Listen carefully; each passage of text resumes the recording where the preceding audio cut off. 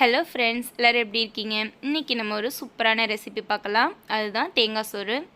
தேங்காய் சோறு ரொம்பவே சூப்பராகவும் டேஸ்ட்டாகவும் வந்திருக்கு. வாசமும் சூப்பராக இருக்குது. ட்ரை பண்ணி பாருங்கள். நீங்களும் இதே மெத்தடில் குக் பண்ணி என்ஜாய் பண்ணுங்கள். வாங்க இப்போ வீடியோக்குள்ளே போகலாம். ஃபஸ்ட்டு நான் ஒரு நல்ல பெரிய தேங்காய் எடுத்துக்கிட்டேன். பெருசாக இருக்கிறதுனால 1 எடுத்துருக்கேன். சின்னதாக இருந்தால் நீங்கள் 2 எடுத்துக்கலாம். இதை துருவி எடுத்துக்கலாம். இதுக்கடையில் நம்ம அரிசி ஊற வச்சுக்கலாம். நான் பிரியாணி அரிசி இந்த படியில் ஒரு படி ஊற வச்சு எடுத்துருக்கேன்.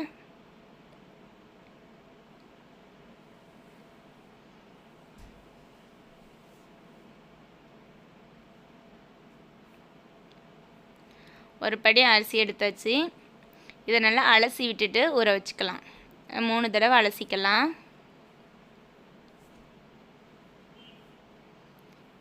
இது மாதிரி ஊற வச்சிடலாம். ஒரு அரை மணி நேரம் அரிசி ஊறட்டும். நம்ம தேங்காய் துருவி வச்சுருந்தோம் இல்லையா, இந்த தேங்காவை இப்போ பால் எடுத்துக்கலாம். துருவின தேங்காவை மிக்ஸி ஜாருக்கு மாற்றிக்கலாம்.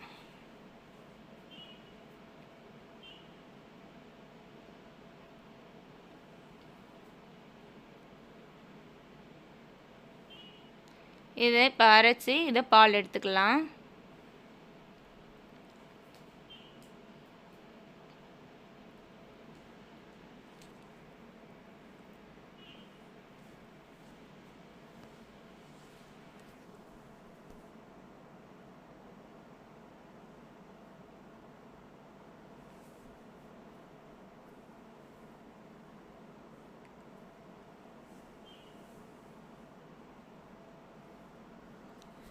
ரெண்டாவது தடவையும் அதில் தண்ணி ஊற்றி அரைச்சி 2வது பால் எடுத்துகிட்டு இதே மாதிரி 3 தடவை பால் எடுத்துக்கலாம்.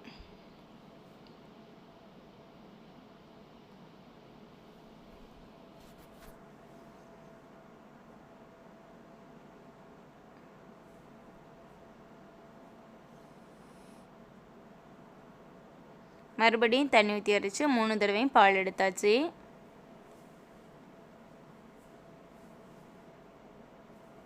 இப்போ நமக்கு தேங்காய் பால் ரெடியாக இருக்குது. இப்போ நம்ம தாளிச்சிடலாம். சட்டி அடுப்பில் வச்சுட்டு சட்டி சூடானதுக்கப்புறம் அதில் எண்ணெய் ஊற்றிக்கலாம். நான் இப்போ தேங்காய் எண்ணெய் ஊற்றுறேன். நீங்கள் சன்ஃப்ளவர் எண்ணெய் இல்லை தேங்காய் எண்ணெய் எது வேணாலும் ஊற்றிக்கலாம். நல்லெண்ணெய் ஊற்றினாலும் நல்லாயிருக்கும். தேங்காய் எண்ணெய் ஊற்றினா சூப்பர் டேஸ்ட்டு நல்லாயிருக்கும். அதனால் நான் தேங்காய் எண்ணெய் ஊற்றிட்டு 1 ஸ்பூனு வெந்தயம் போட்டுக்கிறேன். வெந்தயம் பொரிஞ்சதுக்கப்புறம் சின்ன வெங்காயம் உரித்து வச்சுருக்கேன், அதை போட்டுக்கலாம். சின்ன வெங்காயம் கட் பண்ண தேவையில்லை, அப்படியே முழுசாகவே போட்டுக்கலாம். ரொம்ப வதங்கக்கூடாது.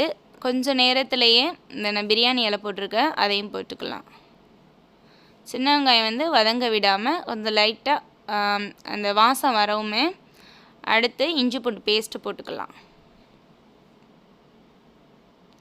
1 ஸ்பூனு இஞ்சி பூண்டு பேஸ்ட் போட்டிருக்கேன்.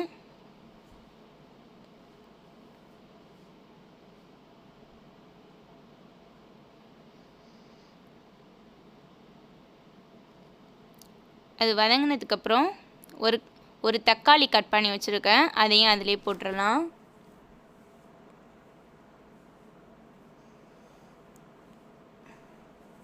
மூணு பச்சை மிளகா போட்டுட்டு அதையும் நல்லா வதக்கிக்கலாம்.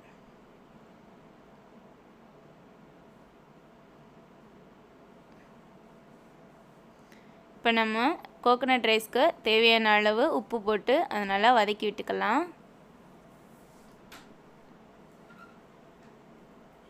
புதினா கொஞ்சம் கட் பண்ணி வச்சுருக்கேன், அதையும் அதிலே போட்டு நல்லா வதக்கிக்கலாம்.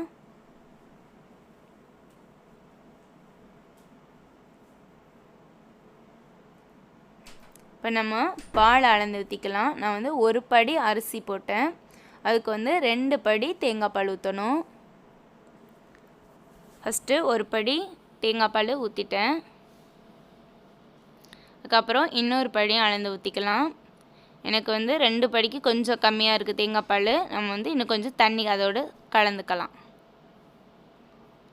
கரெக்டாக 1 படி அரிசிக்கு 2 படி தேங்காய் பால் ஊற்றணும்.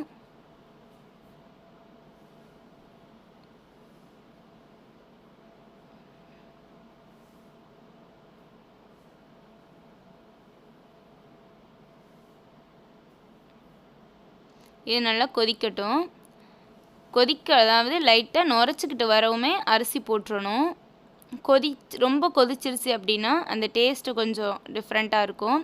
இந்த தேங்காய் பால் லைட்டாக அப்படியே நுரைச்சிக்கிட்டு வரும். அந்த டைமில் நம்ம அரிசி தண்ணி இல்லாமல் அள்ளி போட்டுறணும்.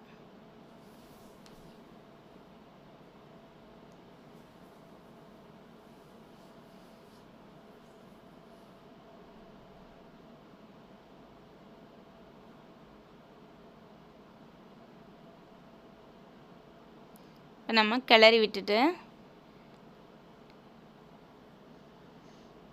இந்த டைமில் நம்ம உப்பு செக் பண்ணிவிட்டு உப்பு வேணும்னா போட்டுக்கலாம்.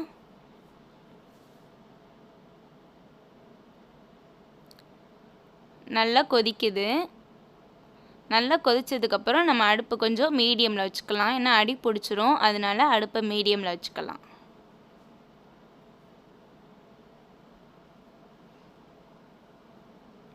இப்போ நமக்கு தண்ணி நல்லா சுண்டிடுச்சு. கொஞ்ச நேரம் சிம்மில் இருக்கட்டும் அடுப்பு.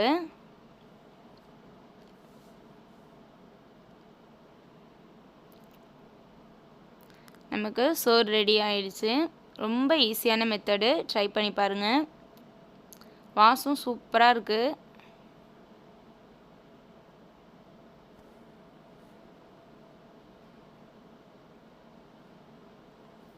நமக்கு தேங்காய் சோறு குயிக்காக ரெடி ஆயிடுச்சு. ரொம்பவும் டேஸ்ட்டாக வந்திருக்கு. இதுக்கு கோழி குருமா இல்லை பீஃப் கிரேவி இது மாதிரி வச்சு சாப்பிட்டா சூப்பராக இருக்கும். ட்ரை பண்ணி பாருங்கள். என்னோடய வீடியோவுக்கு லைக் பண்ணுங்கள், ஷேர் பண்ணுங்கள், சப்ஸ்கிரைப் பண்ணுங்கள். Thank you very much. Bye bye.